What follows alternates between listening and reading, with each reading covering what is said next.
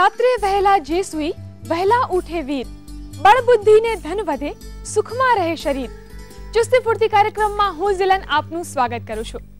મિત્રો, જો ચુસ્ત ફૂર્ત રહેવું હશે તો કેટલાક નિયમો તો પાળવા જ પડશે. અને આમ પણ તન મનની તંદુરસ્તી જાળવવા માટે અને દીર્ઘાયુ મેળવવા માટે ધ્યાન, યોગ, પ્રાણાયામ આ બધું તો ખૂબ જ જરૂરી છે. તો ચાલો આજે આપણે એક નવા આસન વિશે જાણીએ આપણા યોગ નિષ્ણાત અને યોગ થેરેપિસ્ટ હેતલ દેસાઈ પાસેથી. હેતલ, સ્વાગત છે આપનું. હેલો ઝિલન. હેતલ, આજે આપણે કયા આસન વિશે વાત કરવાના છે? આજે પવન મુક્તાસન વિશે આપણે સમજીશું. સૌથી પહેલા તો એ જાણવું છે હેતલ કે આ પવન મુક્તાસન કોણ ન કરી શકે?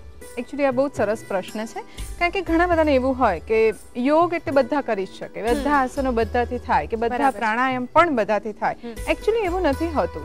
દરેકની પ્રકૃતિ જુદી હોય, દરેકની તકલીફ જુદી હોય, એ પ્રમાણે જો આસન કરવામાં આવે તો એમને રિઝલ્ટ મળે. ઘણા એવું પણ કહેતા હોય છે ને કે હું તો રોજ યોગ કરું છું પણ મને કંઈ ફાયદો નથી થતો. એ એટલા માટે કે એમણે પોતાની શરીર રચના સમજી નથી. પોતાની પ્રકૃતિમાં કયા દોષ છે એ શોધવું પડે, કોઈક થેરેપિસ્ટને બતાવવું પડે અને પછી આ આસન કરે તો વધારે સારું પડે. જેને પાઇલ્સની તકલીફ છે અને જેને સારણગાંઠની પણ તકલીફ થયેલી છે એ લોકો આ આસન ન કરે તો વધારે સારું. હેતલ, તમે કહ્યું કે પાઇલ્સ અને સારણગાંઠની જેમને તકલીફ હોય તેઓએ આ પવન મુક્તાસન ન કરવું જોઈએ. જી.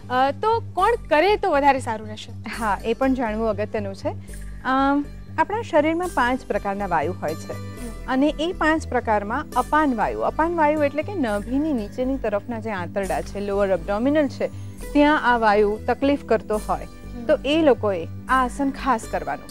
જો સરળ ભાષામાં કહીએ તો જેને યુટ્રસની તકલીફ હોય, ઓવરીઝની તકલીફ હોય કે આંતરડાને લગતી તકલીફ હોય અથવા તો કિડનીની તકલીફ હોય, એ બધાએ આ આસન બહુ જ સરસ રીતે વ્યવસ્થિત રીતે કરવું જોઈએ.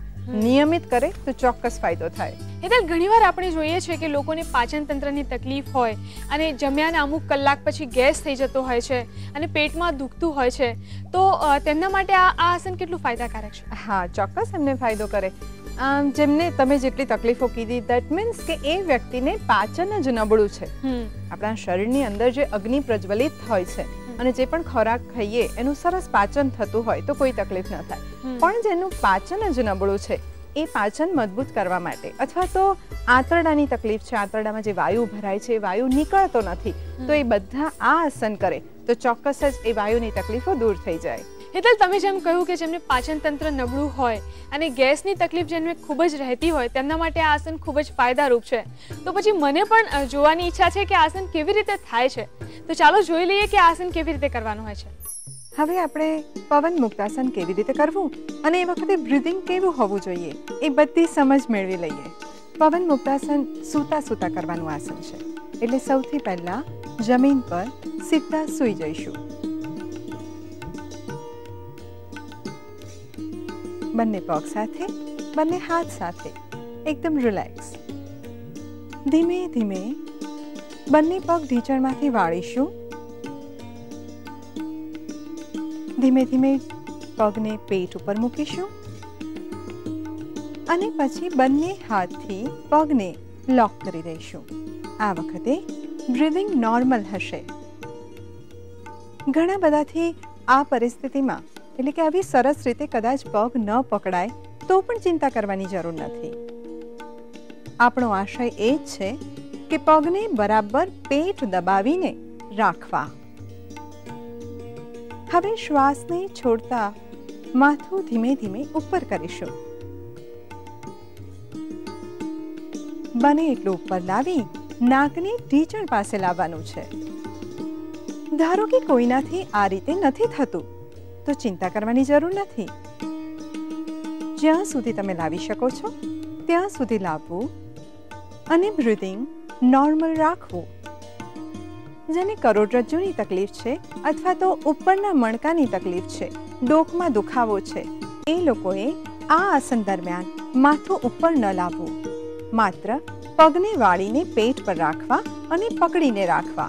માથું નીચે હશે અને નોર્મલ બ્રીધિંગ થશે તો પણ આ આસનનો ફાયદો મળશે. આ આસન દરમિયાન આ પોઝિશનમાં આંતરડા બરાબર દબાય છે અને બ્રીધિંગ ચાલુ છે, એટલે કે પ્રાણવાયુ શરીરની અંદર જાય છે. એ દરમિયાન જેને પણ વાયુની તકલીફ છે, અપાન વાયુ જેનો બગડ્યો છે, એ દૂર થશે. હવે ધીમે ધીમે પહેલા માથું નીચે મૂકીશું, ત્યારબાદ બંને હાથ પગ પરથી લઈશું અને ધીમે ધીમે પગને સીધા જમીન પર રાખીશું. બંને પગ સીધા અને રિલેક્સ પોઝિશન. બંને હથેળી આકાશ તરફ, બંને પગ દૂર, આંખો બંધ. મન અને શરીર બંને રિલેક્સ થશે. જેને પણ આંતરડામાં વાયુ ભરાતો હોય ને નીકળતો ન હોય, અથવા તો જેને કિડનીની તકલીફ હોય, યુટ્રસ કે ઓવરીઝની તકલીફ હોય, એ બધા જ નિયમિતપણે આ આસન કરશે તો ચોક્કસ જ એમાં ફાયદો થશે. તમે જોયું કેવી રીતે આસન કરવું અને બ્રીથિંગ કેવી રીતે રાખવું. આ રીતે કરજો, ચોક્કસ ફાયદો થશે. સૌથી પહેલા જમીન પર સીધા સૂઈ જાઓ. બંને પગ ઢીંચણથી વાળી પેટ પર મૂકો. બંને હાથથી બંને પગને પકડી લેવા અને ધીમે ધીમે શ્વાસ ભરતા માથું ઢીંચણ તરફ લઈ જવું. મિત્રો, પવન મુક્તાસન એ પાચન તંત્રને લગતી અને બીજી ઘણી બધી તકલીફો દૂર કરે છે. તમે પણ આ આસન ચોક્કસ કરજો. અને હવે આપી દઈએ એક નાનકડી ટીપ. આ આસન